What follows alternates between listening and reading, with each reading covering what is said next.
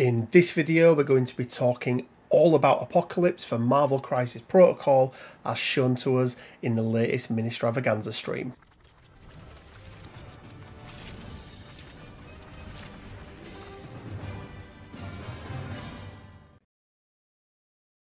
Hey guys, Rich from Rich Big Gaming. Hope everyone is doing fantastically well. I really hope you have all been enjoying MiniStravaganza. I was watching it until the early hours of this morning, and typically with MiniStravaganza, what I will do is wait until the weekend is finished, and then sort of do a roundup of everything, one for Shatterpoint, one for MCP. And whilst we got a lot of really good Shatterpoint stuff yesterday, we did have a big 1 hour panel on Apocalypse, the first mutant, so I thought it would be worthwhile just letting him have his own video. It is going to be this year's big bad, and he's a character that I am very excited to try out on the table. I love the aesthetics, I love what they've done with his leadership, and yeah, really excited about this character. So let's jump in and let's take a look at what we are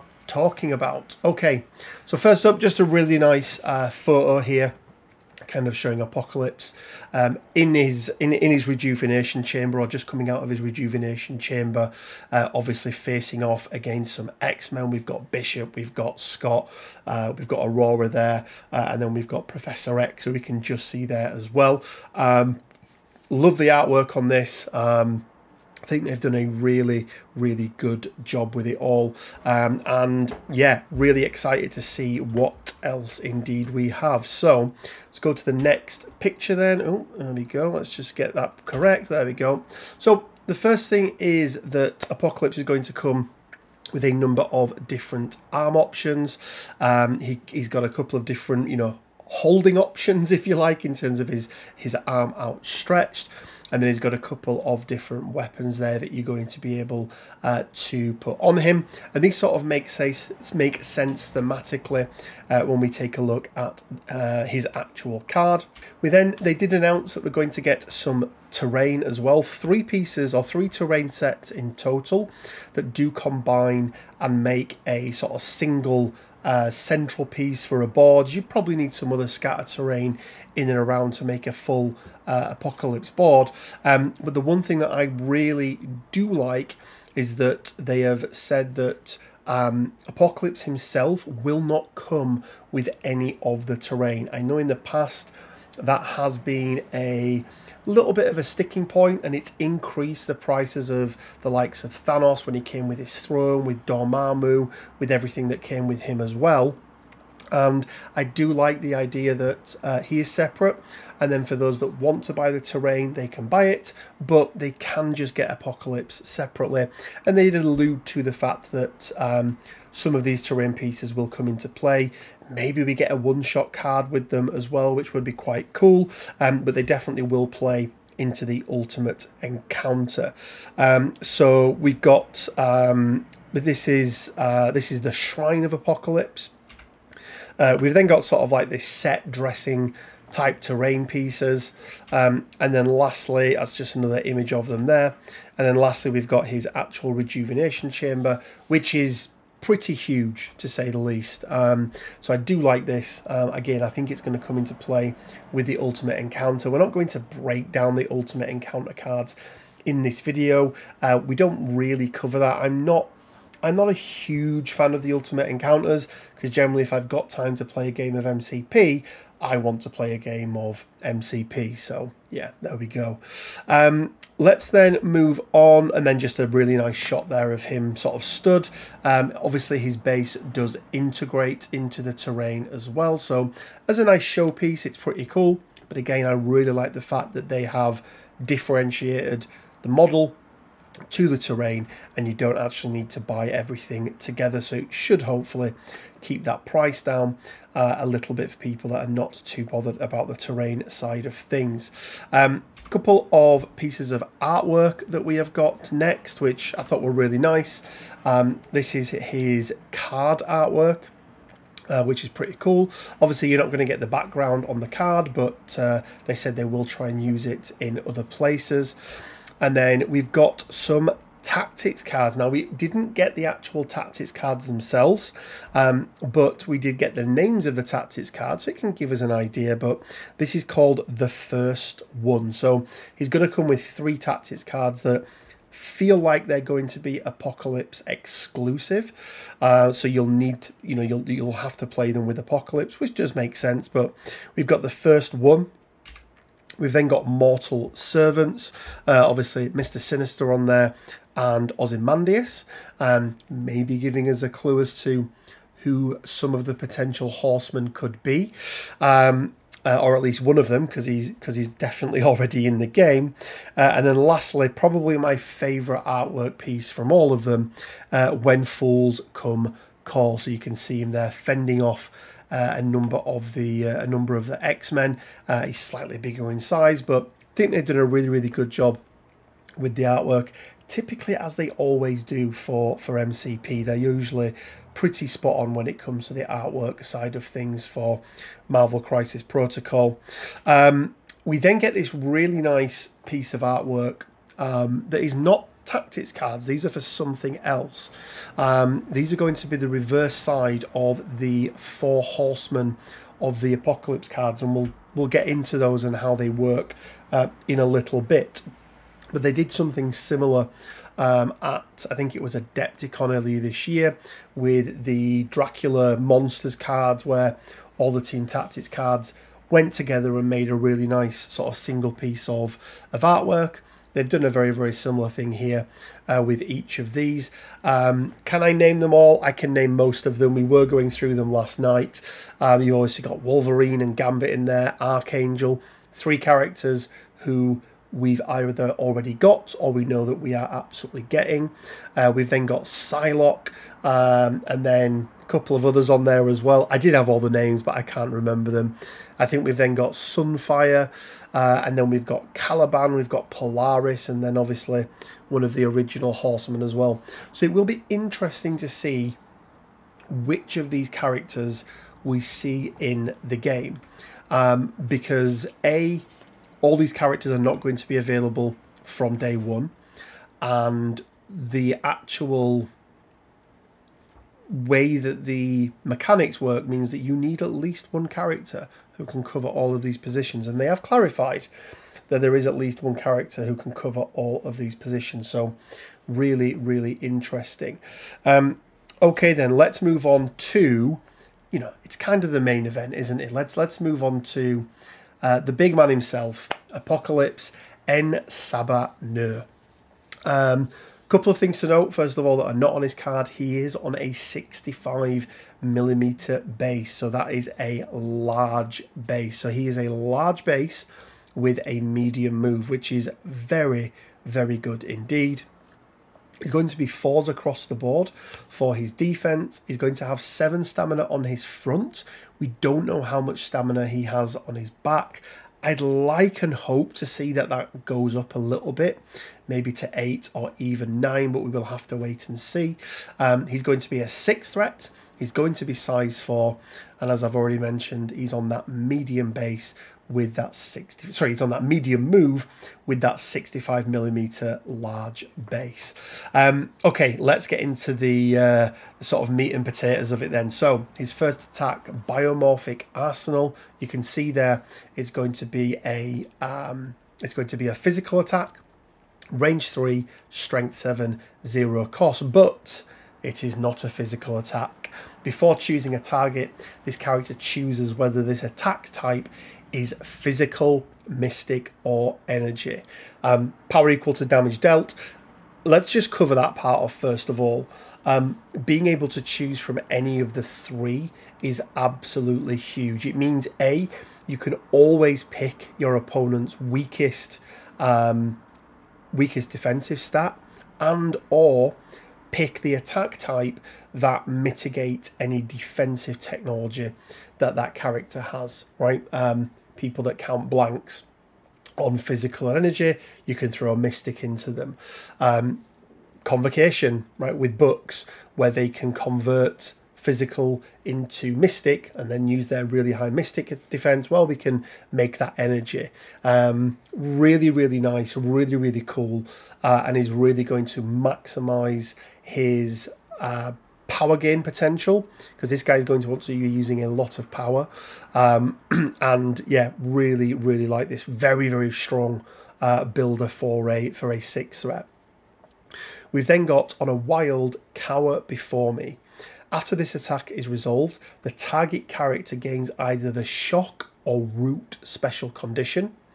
If the target character already had the shock and root special conditions before this attack was chosen, throw it away short.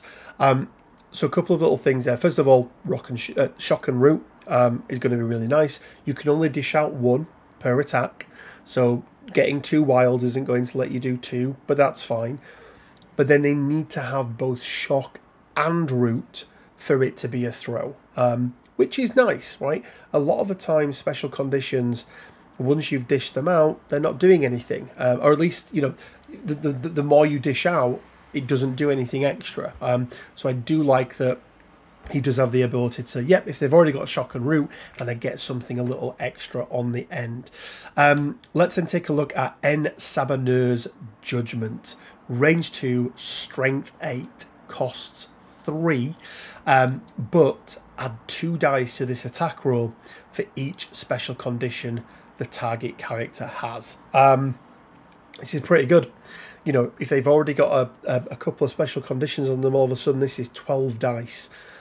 Which is most definitely not to be sniffed at. And as we'll see with some of the other things that we've got, we do have a way of being able to dish out quite a few special conditions, not just from the characters that are going to be in this affiliation, but also from some of the extra little bits that we've got as well. So next up then, we have got his leadership, Apocalypse's Horsemen, affiliation, servants of the apocalypse. We've got a brand new affiliation in the game.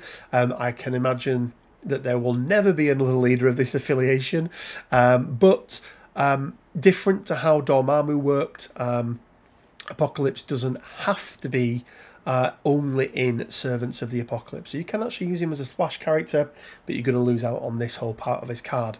So when this leadership is chosen, this character is assigned the Master of the Horseman card. Then you may assign Death, Famine, Pestilence and War Horseman cards to eligible Servants of the Apocalypse characters in your squad. No character may be assigned more than 1 Horseman card. So see these Horseman cards as like almost like gems. You attach them to the character, but the really nice thing with this is, it's a little bit double-edged. The really nice thing of these Horseman cards versus the gems is that you don't have to assign them and they're stuck to that character as part of your roster building. They're flexible, so they can be moved around from game to game, which is really good. But you cannot put them on any character. They can only go on the Servants of Apocalypse.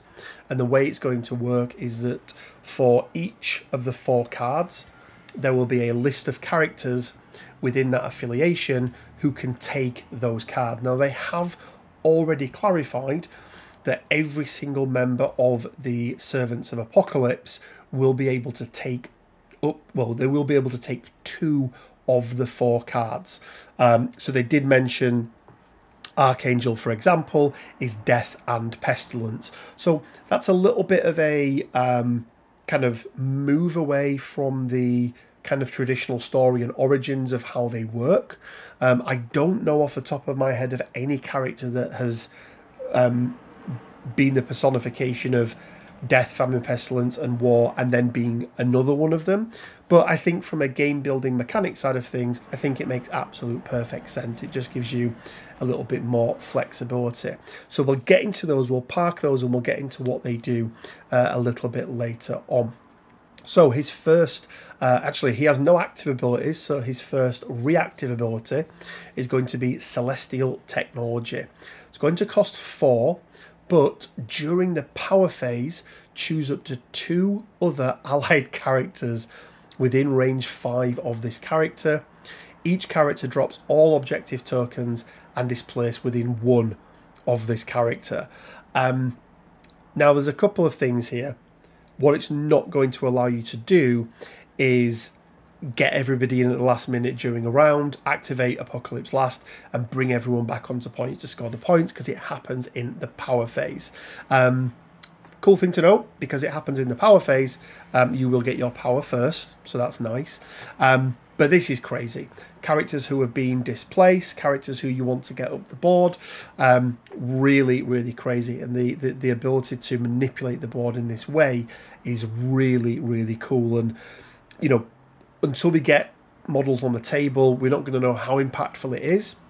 It does cost a lot, right? It really does cost a lot for power, but range 5, 2 characters, being able to place them, and then remember he's on a 65mm base, so it's not just the range 5 place, it's then his base and then the range 1 from him as well. So really cool, really, really like this. Now, depending on which characters we've got, then I think, you know, that will determine how good this is. But when we get into the Horseman side, I'll sort of give you a bit of an idea around the numbers that are needed to be able to run all 4 Horsemen simultaneously, so it can give us some idea as to at least which of the characters that we've already got in the game will be able to use this.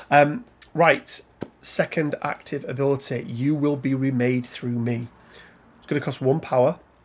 When an enemy character within 5 would gain a special condition it already has, this character may use this superpower. The enemy character gains the bleed, shock, slow, or incinerate special condition instead. A character can only be affected by the superpower once per turn. So it's not limited to just attacks, but this is really nice. This is really, really nice. Again, it goes back into not wasting those special conditions and really being able to stack them up on your opponent, even if you don't have characters in the game who can dish out incinerate, for example, or dish out bleed, or dish out slow. Obviously shock you're always going to have, because Apocalypse can do that. Again, really like this. I think for 1 power, we'll see this be used quite a lot in the game, and I think Apocalypse is going to be really good at generating power. Okay, lastly then, or second to last, only the strong remain. Innate. After an attack against this character is resolved, if this character suffered damage, it may remove 1 damage from itself. Additionally, once per turn, when this character would gain a special condition it is immune to, it may either gain 1 power or remove 1 damage from itself. Now this is really interesting. So he is immune to bleed, incinerate and stun on this side of his card, but when we flip him over, he's going to be immune to absolutely every special condition. And whilst from a damage reduction and survivability perspective, the healing 1 when you take damage isn't as good as reducing by 1, because if somebody does 7 damage to him, well, they've done 7 damage to him, whereas, you know, against the Thanos, for example, if they do 7 damage, although I think he's an 8, but, you know, if they do enough damage, just enough damage to one-shot him, he does get to reduce that by 1. So he would be dazed before this comes into play. I do really, really like it. I really, really like this. And I think it's nice to see some new mechanics in the game. I think it's fair to say MCP, especially of late, it's felt a little bit stagnant with new mechanics. You know, if it's not a reroll, reroll within X, reroll when you're contesting, reroll your failures. Like, it feels like very reroll focused. I do like this, and I really like the overall design of Apocalypse. But what I also really like is what they have done with everything else. So let's get on to, first of all, the Master of the Horsemen card. Let's zoom in here ever so slightly. So basically the way this works is when you choose Apocalypse and you choose the Servants of Apocalypse as your affiliation, Apocalypse is going to gain access to this card. So Master of the Horseman card, once per turn during his activation, Apocalypse may use one of the active superpowers on any horseman that was assigned to an allied character by the Apocalypse's horseman leadership. So that's the first part. So as well as the superpowers on his card, or on his own character card, he's got access to potentially up to 4 other superpowers, of which one of them he can use during his activation only once per turn. This is really cool. When Apocalypse is KO'd, this card is removed from play, yada yada yada. That makes sense. That's like the leadership that's coming away, or only part of the leadership that's coming away. During the power phase, this card gains 1 evolution token. Now these are really interesting. This card can have a maximum of 6 evolution tokens on it. Well, what do evolution tokens do? Well, they're going to do one of 2 things. Once per turn, while an allied character assigned a horseman card is attacking, defending, or dodging during the modified dice step, it may remove up to 3 evolution tokens from this card. For each evolution token removed by a character in this way, that character may re-roll 1 of its dice. Now, a couple of really nice things about this. First of all, it covers all eventualities for the damage defense side of the game. The only thing it doesn't cover is objectives, which I'm absolutely fine with. Secondly is it's flexible, so you get to choose between 1 and 3 rerolls, which again is really, really nice. And then lastly, because of the timing, you don't need to spend these beforehand. If you've got any innate rerolls on your characters, I don't know if any of those characters that are going to be horsemen will have, but let's assume that they do. They're going to be able to use their own rerolls first and then pay for these evolution tokens if they want to use them. So this is really cool. Lastly then, an allied character assigned a horseman card may spend evolution tokens on this card as if they were power on its stat card to pay the power cost of superpowers on horseman cards. So it acts as a not only reroll tokens, but it acts as a secondary way to be able to fuel these horseman cards. And we'll get onto the horseman cards next, but or the other 4 horseman cards next. But I really like this. So it means that Apocalypse can use them himself. So if Apocalypse, go back to the top of the card, wants to use the war active superpower, and he goes, well, I don't have the power to do it, but what I do have are 3 evolution tokens on there. He can spend those evolution tokens to do it instead, which is really nice. I really, really do like that. Okay, let's get on to the actual cards themselves. We've got 4 cards in total: War, Pestilence, Famine, and Death.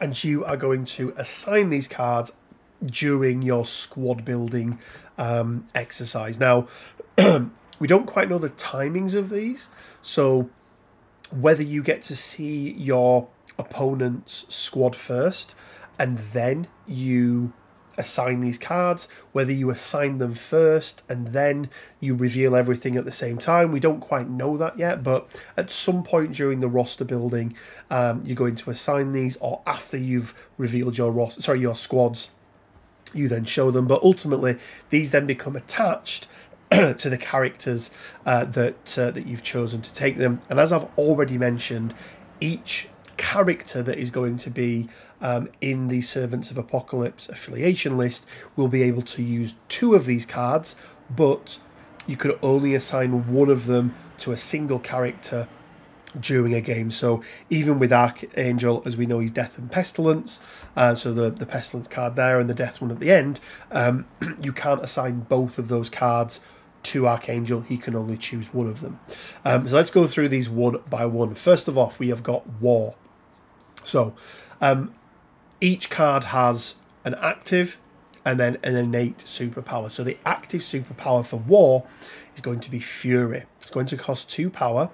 During the next attack made by this character this turn, if the target character is within 2, this character may change one die result to a hit for each crit and wild in the attack roll. This is exactly the same as Warrior of Legend that we've already seen on Valkyrie. Very, very aggressive. Really, really nice way of being able to maximize your damage potential. And then the Horsemen of War, which is going to be the innate ability. The first time each turn this character suffers damage from an enemy effect, and the first time each turn this character deals damage, after the effect is resolved, Master of the Horsemen gains 1 evolution token. So we've got a way of being able to put these evolution tokens, which if you remember are going to act as a power source to fuel the superpowers on these cards. They're going to be able to, you know, put an extra evolution token on there. These innate abilities are only going to work on the character that this Horseman card is assigned to. So Apocalypse only has access to the 4 active superpowers that are on here. Pestilence, we've got Consuming Blight. It's going to cost 2 power. For each enemy character within range 2, choose one of the following effects. If that character has the poison, root, or slow special conditions, it suffers 1 damage. That character gains one of the following special conditions: poison, root, or slow. This superpower can only be used once per turn. So you've got a range 2 sort of area attack. If a character already has one of those conditions, they'll suffer a damage. And then if they don't, you get to pick one of those special conditions that you give them.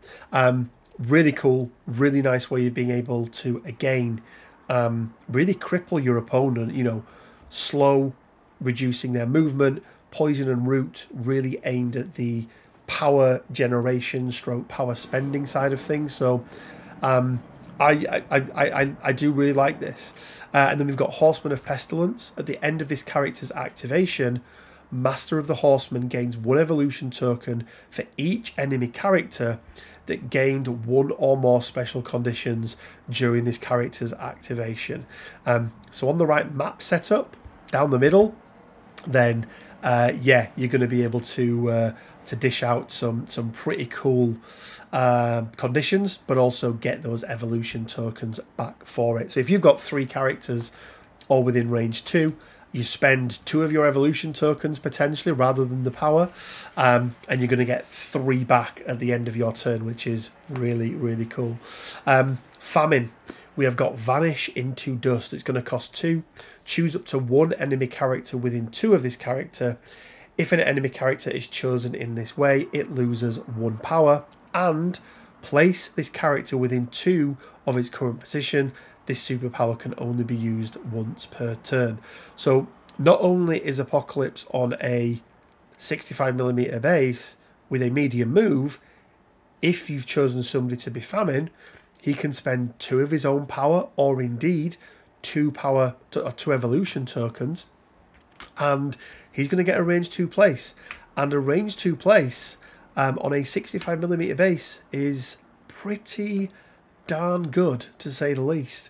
Horseman of Famine is going to be the innate on here. At the end of this character's activation, if no non-dazed enemy characters are within 3 of it, Master of the Horseman gains 1 evolution token. This is the hardest one, I think, of them to pull off. But we'll have to wait and see which characters are going to be Famine to work out whether or not if this is going to be viable or not. If, you know, if they're a character with a range 4, range 5 attack, they can be a back point holder, then yeah, great, this is actually, you know, really, really viable. If not, then yeah, maybe a little bit more difficult. And then lastly, we have got Death. Created to End. It's going to cost 3 power, so it's going to be the most expensive one of these, but You will see why in a moment. During the next attack, this character makes his turn. Add 1 dice to the attack roll for each damage the target character has to a maximum of 3. This superpower can only be used once per turn. So essentially, when you're maximizing this, you're spending 3 power to be able to get 3 extra dice. Now, we've spoke a lot before about how team tactics cards that do that, right? Spend 2 power and get 2 extra dice and things. They're not very good. And the reason that they're not good is they're one-shots. You use them once, that's it. You've used them and you can't use them again. These just happen all of the time. And the fact that you don't have to spend your own power, these characters can spend evolution tokens on it instead, makes these infinitely better than those one-shot team tactics cards that just add dice. So yeah, really, really do like this one. And then lastly, we have got the Horsemen of Death.